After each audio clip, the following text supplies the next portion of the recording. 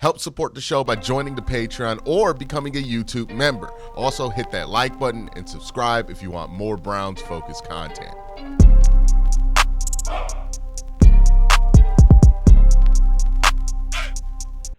All right, so now we've gotten to the point to where I have been able to do some pretty extensive research on some specific prospects. So I'm now willing to give a pretty definitive take about what I think about these prospects in the pre-draft cycle. Now, this doesn't mean that my opinion of them is what I'm saying is guaranteed to happen. Every prospect has a range of outcomes, right? You could be a prospect I love, but things go consecutively wrong for you, maybe off the field or on the field, and you never pan out to your full potential. You never live up to the expectations that at least I would have for that player. You could be a prospect I don't like, but enough things go right that you hit your best case scenario and that you have a pretty strong career. All of these things are possible. We're just trying to talk football, have conversations. Remember, none of this is that serious at the end of the day. And it's just my thoughts after watching a ton of Shedeur Sanders all 22 about him as a prospect. The reason I want to talk about Shedeur first is, well, the Browns need a quarterback. And throughout the college football season, I have identified Shedeur Sanders as the best quarterback prospect in this year's class for the Cleveland Browns, in my opinion. And knowing how you feel about Shedeur or whoever you feel like are the best quarterbacks in this class really does inform everything else the Cleveland Browns do. Because if there is a quarterback that you can take it to and feel like they can become a top-level franchise guy, right? I know people throw around the term generational, right? I don't need the quarterback that the Browns draft to be generational, but I do need you to be able to be a threat to one of the best quarterbacks in the NFL, right? We're talking about Lamar Jackson, Josh Allen, Joe Burrow, Pat Mahomes. Basically, three of the quarterbacks that have won MVP in the last 5 years all play in the AFC. You got to get through them, and then there's Joe Burrow. The easiest way to get through a team that has a top-tier quarterback is to also have a top-tier quarterback. There are other ways to do it, but that's the easiest way to go about it. When you have the number 2 overall pick and you don't have a long-term answer at quarterback, you're going to want to take a quarterback. The question with Shedeur Sanders, if this is the best guy in the class, do I think that this guy's going to be worth the number 2 overall pick? I've already come out with my answer on that. Long story short, the answer is no. I don't think he's worth the number 2 pick. But let's talk about that, right? What are the strengths to Shedeur's game? If he got drafted to Cleveland, what can you expect him to succeed with? And what can you expect him to struggle with? What parts of his game do I think are changeable? What parts of his game make me concerned about his transition to the NFL? So let's jump into it. We're going to start by talking about Shedeur Sanders' strengths. Where Shedeur Sanders is at his best is ball placement and accuracy.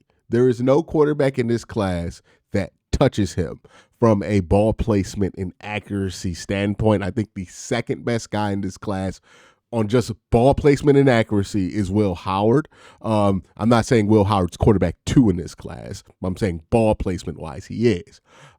He is a pinpoint accurate passer, and he's not just like an accurate passer for this year's draft class. His accuracy holds up to other top quarterbacks from other drafts. Corey Kinnon has done a great project charting the weighted on target percentages of all the quarterbacks in this draft class. I believe he did the same with CJ Stroud, and Shedeur Sanders and CJ Stroud are sitting at a similar 77% weighted on target number. That means that accuracy is not just like good for this draft class. It is good for any draft class. I think you see his best throws when he's on the run, which I think projects well to the Cleveland Browns offense. He is extremely polished mechanically, especially if we're talking about specifically his throwing mechanics. They are very sound, right? If you're drafting Shedeur with the idea that you're going to change him mechanically or you're going to, like, he needs more coaching, I think you're going into that with flawed reasoning. Shedeur is super coached. It is obvious that he is the son of a Hall of Famer and the son of a Hall of Famer who also has a knack for coaching, right? Like Deion Sanders does, because the time that seems to be invested in him as a quarterback, the money that seems to be invested in him, it's obvious when you see his throwing motion. This kid is very polished. He rarely throws without his base, right? Which is a massive problem when you see like Cam Ward, right? Cam Ward always throws without his base, but he has the arm talent to kind of get away with that. Shedeur does not have that natural arm strength, but because he's so sound mechanically, it doesn't matter, right? Like he has been able to maximize peak arm strength out of his body because he's mechanically very sound as a thrower. You'll notice when he throws the football, he's always kind of making a step downhill so he can finish a throw with his whole body intact. So if you have arm strength concerns about him, I would not really factor that in much with Shedeur because he throws so well mechanically. His mechanics are so sound that I think he will be able to do the basic throws, the intermediate throws, and even some advanced throws in the NFL. There's also a conversation that needs to be had about arm strength, right? I think we get obsessed with talking about the vertical quality of somebody's arm strength. Sometimes we get to talk about the horizontal quality, like your ability to hit the far side of the field consistently, which is a little bit more important in the NFL. But I think the main application where arm strength gets used is throwing off different platforms, throwing while having somebody on your body like we see Josh Allen do, right? Like those kind of applications of arm strength, Shedeur Sanders is not going to be capable of doing. But he can make all the throws. He can access whatever percentage of the field you need him to access for your playbook. The problem with his arm strength isn't going to be that. His problem is going to be, hey, if he gets wrapped up in the pocket, he's not going to be able to throw that ball out of bounds. If he's off this base and he gets thrown off his base by an edge rusher, he might not be able to make an accurate throw downfield and get enough behind it. He is very mechanically sound. He relies on that mechanical soundness in order to get his arm strength where it needs to be. But as long as you give him a reasonable pocket, he will be able to throw a reasonably strong football. So I don't really worry about the arm strength. He's not going to be able to do all the crazy things, which is why I don't think his upside is super high.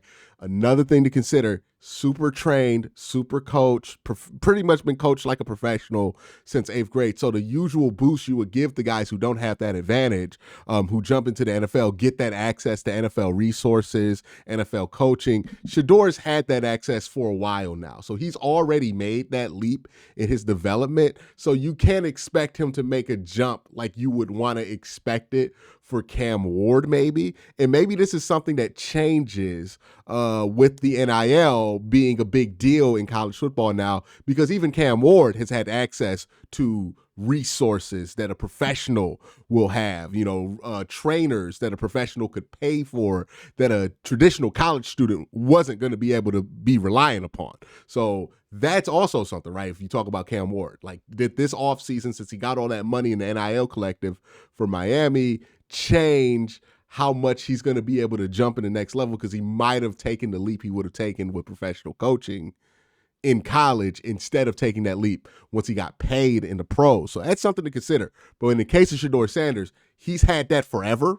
Before NIL, he had his dad's bank, right? Like his dad threw a lot of money into him as a labor of love in his football development, and it shows. Another area where you could see that this is clearly Deion Sanders' kid, the confidence.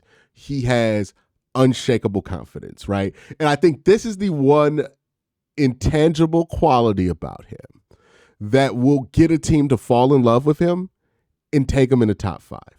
I worry about if this is something that's going to cause a team to make a mistake, because overall, not the biggest fan of Shedeur in the top 5. But this confidence he has about him, it gives him a it feeling, right? And confidence is an important trait for a quarterback, right? We watched this with Deshaun Watson, where Deshaun Watson in 2020 looks completely different to how he looked even before he injured himself in 2023, right? Like 2022 Deshaun looks way different than 2020 Deshaun Watson. And part of the reason that is because he missed so much time, he lost his confidence and he wasn't able to regain it. We see this with DTR. If you're a Browns fan, right? DTR could look good for a little bit of time, and then something happens, his confidence is gone, he never regains it. I don't have that same worry with Shedeur Sanders. I think he's going to maintain his confidence. Like, he has, to me, that Jameis Winston, like, unshakable confidence quality about him. Now, again, does not guarantee that you're going to be a good quarterback just because you have unshakable confidence. Sometimes it might work against you, like it does work against Jameis Winston. And there's an element of that into Shedeur Sanders' game. But you do want confidence there more than you want to ask about or guess about confidence with the quarterback. And it doesn't feel like he's projecting confidence. It doesn't feel like he's trying to put on a front of confidence. He seems like a very naturally confident kid, like athlete. I keep calling him a kid. He's not a kid. He's a naturally confident athlete. You can see this when he runs, the types of throws he tries to make, the passes that he attempts downfield when the team really needs it. This is a naturally confident guy. Makes sense. I mean, Deion's the picture of confidence in an athlete.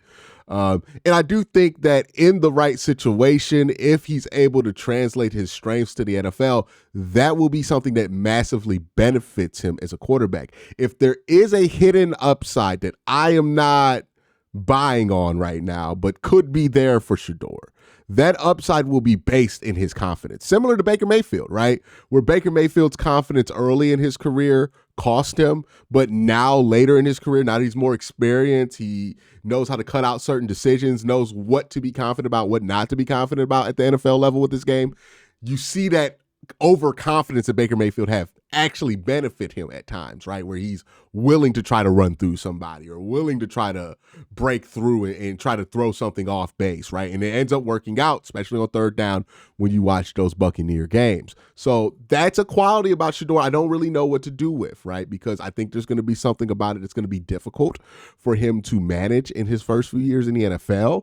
But I do think if he does translate these skills successfully to the NFL, that pinpoint accuracy, his ability to layer footballs, his mechanical soundness, if he does translate that stuff accurately, the confidence part, I think, is what could separate him from a below average to mediocre starter to somebody who could be above average or a Pro Bowl quality guy at the very, very high end. When I talk about not wanting to draft the quarterback at 2, I think the assumption is that I think Shedeur is like this terrible prospect, or that I would throw a fit or a temper tantrum if the Browns drafted him. He's a good prospect. I understand if the Browns would do it. I do think that he has limitations and concerns, though, that would scare me off of him at 2 ultimately, considering that I feel like there are better players at key positions for the Cleveland Browns that will be available at 2 than the shot at solving quarterback that Shedeur Sanders offers. So let's talk about the weaknesses. The athleticism. It's not terrible. He's not a terrible athlete. He's more in that class of Jacoby Brissett, Jameis Winston athlete than he is in the same class as like Jaden Daniels, right? Like he's not going to do a read option keeper or anything like that. He's not that kind of quarterback. He's not the same athlete that even like a Deshaun Watson was or even is still at this point of his career. What he is, though, again, the confidence shows up. He's a confident runner he's a confident enough runner to be effective if he's left in a ton of space. The overall athleticism, that's where I have my biggest question about how he will translate to the NFL. Straight line speed, I think he'll be fine. He runs sub 5, right? I don't think he runs 5+ or anything like that. He probably will run 4.8 to 4.88, right? Somewhere in that range. Maybe he'll surprise us with like a 4.7 something if he even runs. But he's in that high 40s conversation, right? Like he's not going to be a super fast guy, but serviceable enough in his straight line speed. And I don't think that's going to be what gets him in trouble. Here's the issue I have with Shedeur Sanders in projecting him in the NFL. The overall athleticism is a huge thing for me. And it's not because I want Shedeur to be Jaden Daniels. It is because the habits that Shedeur Sanders has in the pocket are fine in college for his level of relative athleticism, but I do think become deadly in the NFL if he's not a good enough athlete to get away with it. What I mean by this is Shedeur likes to drift in the pocket. He likes to be deep in the pocket, and he also likes to roll out the pocket when he senses pressure. In the Big 12, most of the time, this was not an issue for him. But when he played against faster defensive lines, this did become an issue for him, right? You go back to 2023, Oregon destroyed him. UCLA destroyed him. You fast forward to 2024, Nebraska destroyed him, and BYU destroyed him, right? Like all of the better defensive lines that he played were able to kind of cut him off pretty often and easily. And that's the main concern. He has these habits that I have seen him do since he was at Jackson State, right? Like I've watched this man do this stuff even when he's had a good offensive line. I think a lot of the evaluation of him relies on thinking, oh, well, his offensive line is just bad. Shedeur had a bad offensive line for sure in 2023. I won't argue with you about that. But in 2021, 2022, 2024, I would argue all those offenses were about standard for the conference and the level of competition that he was playing in. It wasn't especially bad at Colorado this year. I don't think his tackle play was that awful. Was it great? No. Was it amazing? No, but it was fine. It's certainly, I think his sack numbers outpaced the level of tackle play that he got. I think he took way more sacks than he needed to do, and that's partly because of his habits in the pocket. He does hold the ball a little bit, right? He does take deep steps in the pocket. He does drift in the pocket. He does like to roll out. And when you like to do those things and you aren't Josh Allen's size and a Josh Allen level athlete, that's going to lead to a lot of sacks. And sacks are the main thing that kills drives in the NFL, right?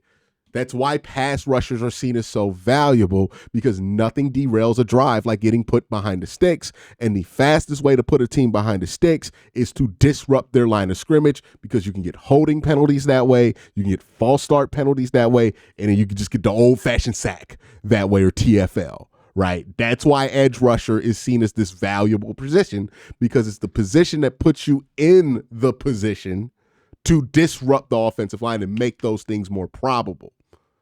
Shedeur Sanders, while playing quarterback, also has tendencies that make me feel like he's going to make the lives of any edge rusher he plays against much easier. You factor this on top of size concerns. Now, I originally did not have this, but I've talked to people and they tell me that last year he weighed in at Colorado at like 195 pounds. Now, the average weight for an NFL quarterback, it's about 220, right? You ideally want your quarterback to sit around 235, but most guys sit at 220, or at least at 220. But 235 is like the standard height weight for a quarterback. So you're talking about being significantly underweight. Like Teddy Bridgewater is seen as a guy with a super thin frame. He came into the league at 215. Now we'll see what Shedeur weighs in at the combine with. Maybe they add in some kind of fake weight for him. And what I mean by fake weight is he just puts on a bunch of weight before the combine that he knows he's going to burn off before he reports to camp. But him coming in at 195 is a bit of a concern, right? I would think if he could add more weight, he would have done it already. So I'm concerned about the fact that he played at 195 last year. Also, if he does add weight, right, let's say he does jump up to a respectable 215 for a 6-foot player, 6'2" player, right? You want him to be around 215, at least 205, right? Let's say he did move up to that kind of size. How much does that affect his athleticism, which already is a giant concern? The size plus the athleticism problems give me great concern about him. Like, there are some things that are concerns with him that I think are fixable. He doesn't have a deep pocket maneuverability bag, but I think he'll learn that in the NFL as it becomes more necessary, right? Like, he doesn't have a great hitch game right now. He does do a good job of sidestepping in the pocket to find passing lanes, which is a very encouraging trait. But the hitch game not there, that can be learned. That will be developed by necessity. He'll figure out, he'll become a better guy at resetting in the pocket and all that stuff. He'll learn that stuff. The big concerns for me, athleticism, size. Is he big enough? And if he is big enough, is he able to move at that weight in order to get away from these guys? So what's going to be super important for Shedeur Sanders for me? I don't really care about his 40 time, right? His 40 time, that's just smoke and mirrors. I don't care about it. What I do care about are his 20-yard shuttle, but more importantly, his 3-cone time, right? His 20-yard shuttle, as long as it's higher than like 4.26, I think I'm fine. But I would love, like, if you want me to get excited about Shedeur, if he comes in with like a crazy 3-cone where it's like under 7, somewhere around like 6.88 is what Pat Mahomes ran, right? Like, if he does a 3-cone at 6.88, all of a sudden my eyebrows are peaked up. And I'm a little bit more intrigued because, okay, he's a better athlete than I thought. And maybe he's able to get away with some of this stuff at the NFL level. So some of the concerns you have about him getting hit or anything else might be lessened. Some of the concerns you might have of him taking a bunch of sacks might be lessened. But if he does have a bad shuttle time, a bad 3-cone time, then your concerns is maximized about him because then he looks like a sack machine for an opposing team. We talked about the good with Shedeur. We talked about the bad. My overall verdict is this. Shedeur is a first-round pick. If he goes in the first round, regardless of where, I'm not going to be surprised that Shedeur went there. If the Browns take him at 2, I'm not going to be like jumping up and doing backflips about it. I'm not going to be excited about the pick, but I will understand why it is they made that decision. He's not a bad prospect. This could work out for him. I do think he will be a starter in the NFL if he goes to the right situation. I just don't think his upside is going to be tremendous, right? When we're talking about upside for a top 3 pick, you want that guy to at least be a perennial, Pro Bowl level guy, right? Matt Stafford, that level of guys who you want to get if you're going to draft somebody at 2. Anything below that, and you start running the risk of having major buyer's remorse by the 3rd or 4th year of that selection. To me, he's a prospect that's more akin, and I'm just comparing them as prospects, not as pros, but as prospects. I'm not saying this is his pro trajectory, just where he is as a prospect. He's closer to where like Teddy Bridgewater and Mac Jones were as prospects, right? Like, if he were a quarterback in last year's draft, he would be in that second tier of guys, right? The J.J. McCarthy's, the Michael Penix's, and the Bo Nix's. He would be in that class of quarterbacks. So again, he's not a terrible quarterback or a terrible quarterback prospect. And similar to Mac Jones, it might be possible if you get a good enough offensive line around him, he could surprise some folks and have a pretty strong first year. The issue with Shedeur is like, hey, what happens once teams key in on the fact that he rolls right? Does that really change his game? Is he able to adjust there? You also got to ask yourself the question of, like, this is the first time he's going to be away from this Sanders family apparatus, right? So is he going to be somebody who's homesick? Do you have to draft his brother in order to keep him comfortable? Is he worth not only the number 2 overall pick, but also another roster spot or a spot on your practice squad, right? Just to keep happy and make sure that he feels at home. Like, is this too many resources that you have to invest for a result that you don't expect to be something that can get you past the AFC Conference Championship game or into the Super Bowl or to a Super Bowl championship, right? His low end, to me, I said it already, it's Mac Jones. I think realistically he ends up somewhere between Teddy Bridgewater and Geno Smith throughout his NFL career.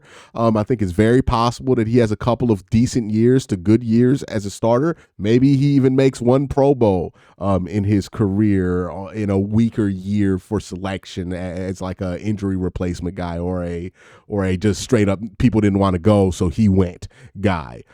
His high end, to me, is Jared Goff. I think he could be around what Jared Goff is, accurate passer, somebody that you still have questions about if they can get you past the big dogs, the elite teams in their respective conference. Some people are going to hear me say that and say, absolutely, would never want to draft him at 2. That's a waste of time. We could take a chance somewhere else. Some people are going to hear that description and say, hey, he could be Jared Goff. Sign me up for that. It's all your prerogative. I'm just telling you how I feel about it. Me personally would not want to take him at 2 because of those concerns. But hey, if the Browns fall in love with him, they do this and they decide to take him, I can respect that decision. Y'all let me know what you guys think about Shedeur Sanders down below. And let's keep this about the football. I don't really care for people's takes about Deion Sanders or dealing with Deion and, the whole Deion's dad, the Shedeur's dad element of this. Like, let's just do the solid of just talking about him as a football player. Because if you're not sold on Shedeur as a football player, then it doesn't really matter how you feel about the Sanders family apparatus behind him, right? Like, that doesn't end up mattering. That conversation only matters if you like him as a football player. So where do you feel about him as a football player? If you do like him, you got to ask yourself, how much does that stuff matter? And let me know that in the comment section down below. Y'all have a great day. Have an even better night. Peace.